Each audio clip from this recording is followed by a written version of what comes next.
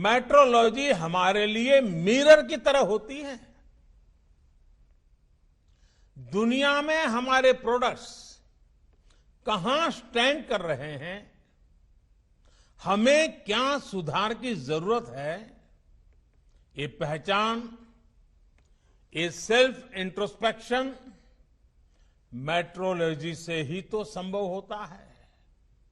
इसलिए आज जब देश आत्मनिर्भर भारत का अभियान, इसका संकल्प लेकर के आगे बढ़ रहा है, तो हमें याद रखना है कि इसका लक्ष्य क्वांटिटी भी है, लेकिन साथ साथ क्वालिटी भी उतनी ही महत्वपूर्ण है। यानी स्केल भी बढ़े और साथ साथ स्टैंडर्ड भी बढ़े। हमें दुनिया को केवल भारतीय उत्पादों से भरना नहीं है, ढेर नहीं खड़े कर रहे हैं। हमें भारतीय उत्पादों को खरीदने वाले हर एक कस्टमर का दिल भी जीतना है और दुनिया के हर कोने में दिल जीतना है। मेड इन इंडिया की न केवल ग्लोबल डिमांड हो, बल्कि ग्लोबल एक्सेप्टेंस भी हो, ये हमें सुनिश्चित करना है। हमें ब्रांड इंडिया को क्वालिटी, क्रेडिबिलिटी के मजबूत स्तंभों पर और मजबूत बनाना है।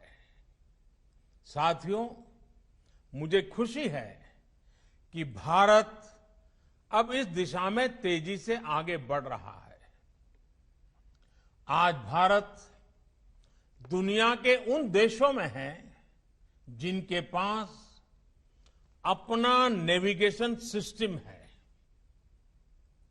नाविक से भारत ने ये उपलब्धि हासिल करके दिखाई है। आज इसी और एक और कदम बढ़ा है। आज जिस भारतीय निर्देशक द्वारा लोकार्पण किया गया है, यह हमारे उद्योग जगत को क्वालिटी प्रोडक्ट्स बनाने के लिए प्रोत्साहित करेगा।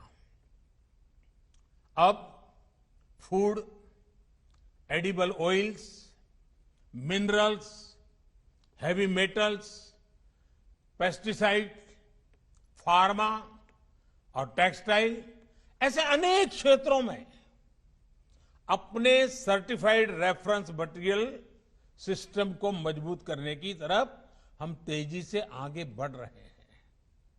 अब हम उस स्थिति की तरफ बढ़ रहे हैं जहां इंडस्ट्री रेगुलेशन सेंट्रिक अप्रोच के बजाय कंज्यूमर ओरिएंटेड अप्रोच की तरफ बढ़े।